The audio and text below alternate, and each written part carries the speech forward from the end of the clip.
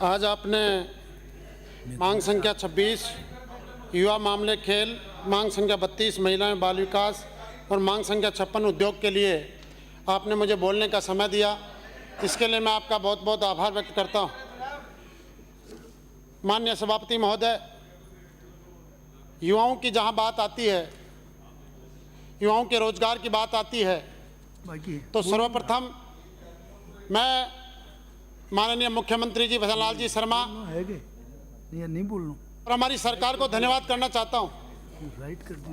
अगर गंभीरता से युवाओं की समस्या पर अगर किसी ने गौर किया है तो निश्चित रूप से हमारी सरकार ने किया है। सरकार बनते ही और जो बजट आया, बजट में 4 लाख युवाओं को सरकारी नौकरी देने की घोषणा की गई और इस साल के लिए 1 लाख सरकारी नौकरियों की घोषणा की गई, जो वास्तव में हमारे जो बेरोजगार युवा थे इनके लिए उनके जख्मों पर एक मरहम लगाने का काम हमारी सरकार ने किया है। और माननीय सभापति महोदय, मैं इस सदन के माध्यम से कहना चाहता हूं कि हमारी सरकार ने सर्वप्रथम युवा नीति 2024 बनाने की घोषणा की है, जिसके माध्यम से प्रदेश के 10 लाख युवाओं को स्किल अपग्रेडेशन से 10 लाख रोजगारों के अवसर देने का बजट में प्रावधान किया है। इसके लिए मैं माननीय मुख्यमंत्री जी का धन्यवाद करना चाहता हूं। माननीय सभापति महोदय, आज केंद्र सरकार ने जो बजट पेश किया है, मैं आपको कहना चाहता हूं कि उस बजट के अंदर 2 लाख करोड़ रुपए का बजट आवंटन करके और देश के 4.1 लाख करोड़ युवाओं को रोजगार के अवसर, कौशल का प्रावधान किया गया है। इसके लिए मैं माननीय मोदी जी को और उनकी सरकार को, केंद्र सरकार को बहुत बहुत धन्यवाद करना चाहता हूं। माननीय सभापति महोदय, मैं एक बात का जिक्र जरूर करना चाहूँगा। पिछली सरकार में जब हम रोज अखबार पढ़ते थे तो युवाओं के रोज सपने टूटते थे। हर रोज खबर आती थी, आज ये पेपर लीक हो गया, आज ये पेपर लीक हो गया। और आज आप देखेंगे कि अब हमारी सरकार बनने के बाद में हमारी सरकार ने युवाओं के लिए चिंता की और उनके सपनों पर कुठाराघात करने वालों को आज अखबार में हम रोज जब सुबह उठते हैं तो रोज एक खबर मिलती है कि आज इस पेपर लीक के आरोपी को पकड़ा गया, आज इस पेपर लीक के आरोपी को पकड़ा गया, आज इस पेपर लीक के आरोपी को पकड़ा गया।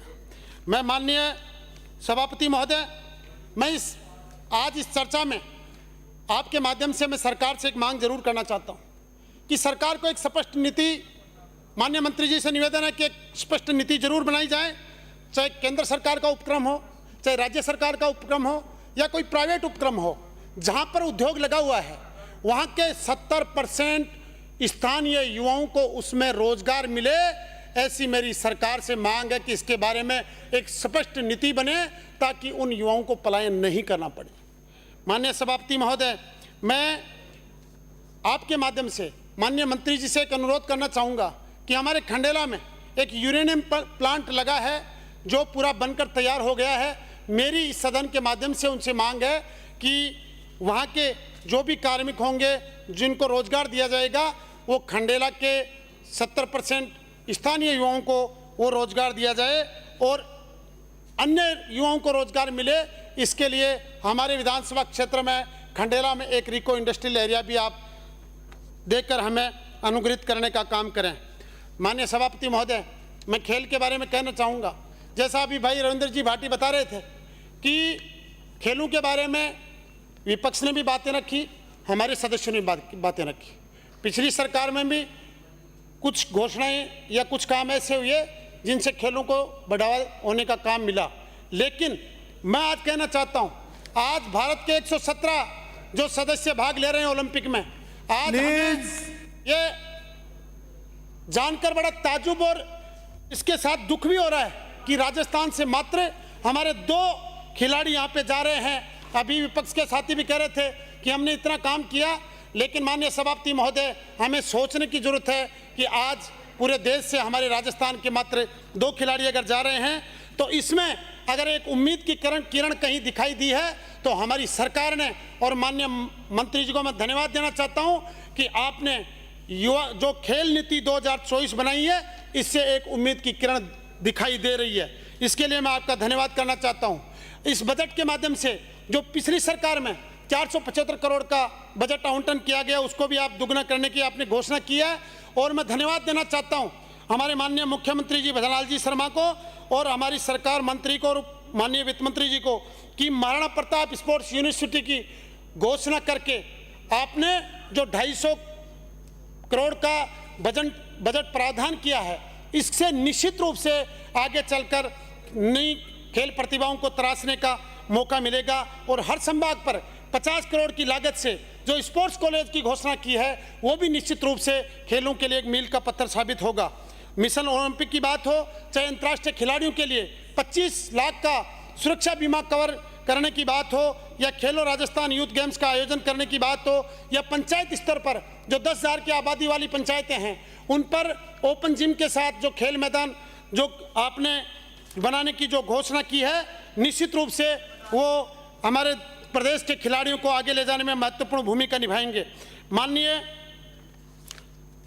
सभापति महोदय, मैं आपके माध्यम से मंत्री महोदय से एक मांग रखना चाहूँगा कि हमारे विधानसभा क्षेत्र में खंडेला में एक खेल स्टेडियम बनाया जाए, जिससे वहाँ पर बड़ी संख्या में, चाहे हॉकी की बात हो, वॉलीबॉल की बात हो, बास्केटबॉल या कबड्डी के खिलाड़ियों की बात हो, उनको एक उचित स्थान मिले जिससे वो तैयारी कर सकें। इसलिए मेरे विधानसभा क्षेत्र खंडेला में एक खेल स्टेडियम बनाया जाए। और मैं निवेदन करना चाहूँगा, क्योंकि कई बार हम देखते हैं जो प्रतिभावान खिलाड़ी होते हैं वो रह जाते हैं चयन प्रक्रिया में।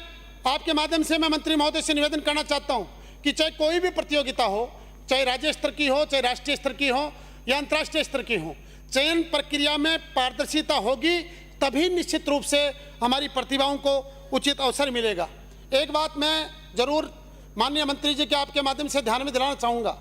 माननीय सभापति महोदय, 248 पद प्रशिक्षक के यहाँ पर खेल प्रशिक्षक के स्वीकृत हैं, जिनमें से 182 पद वर्तमान तक खाली है। तो निश्चित रूप से ये एक सोचने वाली बात है। माननीय मंत्री जी से मेरा निवेदन है कि ये पद भरे जाएं, और ताकि खिलाड़ियों को तराशने में, ज़्यादा से ज़्यादा खिलाड़ियों को आगे तराशने में मदद मिल सके। मेरी आपके माध्यम से माननीय मंत्री जी से मांग है कि जो वर्तमान में हम विभिन्न प्रतियोगिताओं के लिए, चाहे राज्य स्तर की हो, राष्ट्रीय स्तर की हो, खिलाड़ियों को जो खर्चे दे रहे हैं, भत्ते दे रहे हैं, जैसा अभी माननीय सदस्य बता रहे थे कि एकमात्र स्पोर्ट्स स्कूल जो शारदल स्पोर्ट्स स्कूल है, उसमें 16 साल से खिलाड़ियों का मेस भत्ता नहीं बढ़ाया, तो एक चिंताजनक बात है।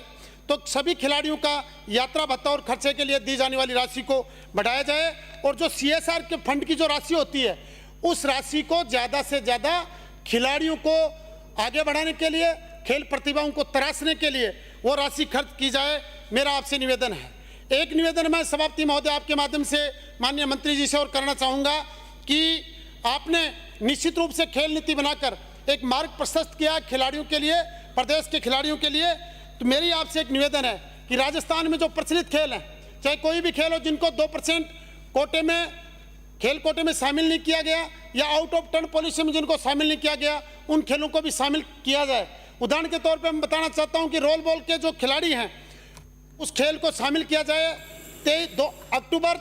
अक्टूबर 2023 में जब नेशनल गेम्स गोवा के अंदर आयोजित हुए, तो उसमें राजस्थान के रोल बॉल के खिलाड़ियों ने, पुरुष जो टीम थी उन्होंने गोल्ड मेडल लाए, और महिला टीम ने जो रजत पदक लाए। अगर ऐसे खिलाड़ियों को हम अगर आउट ऑफ टर्न और 2% कोटे में शामिल नहीं करते हैं, तो उनके लिए निश्चित रूप से एक हम उनके साथ न्याय नहीं करेंगे। इसलिए मेरी मंत्री जी से मांग है कि रोल बॉल खेल को भी इसमें आउट ऑफ टर्न और 2% खेल कोटे में शामिल किया जाए। मैं अंत में धन्यवाद देना चाहता हूं कि वर्षों से हमारे क्षेत्र की जो युवाओं की जो मांग थी बजट के अंदर, वो पूरी हुई। सरकारी कॉलेज की रिंगस में जो घोषणा हुई वो पूरी हुई, और मेरी क्षेत्र की 4 पंचायतों को इस बजट की घोषणा से जो खेल मैदान मिले, इसके लिए भी मैं माननीय मुख्यमंत्री जी और खेल मंत्री जी का और वित्त मंत्री जी का धन्यवाद देना चाहता हूं। और साथ ही एक मांग करता हूं कि हमारे क्षेत्र में लाखनी और खटुंद्रा में खेल मैदान दिए जाएं, और एक मॉडल स्टेडियम हमारे विधानसभा खंडेला में दिया जाए, ताकि हमारे खिलाड़ियों को वहां पर तैयारी करने का ज़्यादा से ज़्यादा मौका मिले। आपने मुझे बोलने का समय दिया, इसके लिए मैं आपका बहुत बहुत धन्यवाद करता हूं। धन्यवाद। जय हिंद।